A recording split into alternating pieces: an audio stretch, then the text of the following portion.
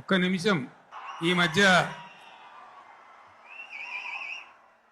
కాశ్మీర్లో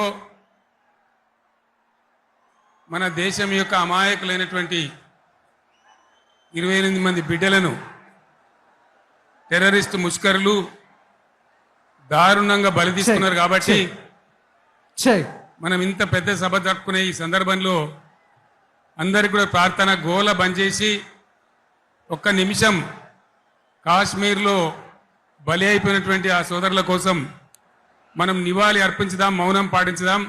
ఎక్కడి వాళ్ళు అక్కడనే దయచేసి మౌనంగా ఉండాలని విజ్ఞప్తి.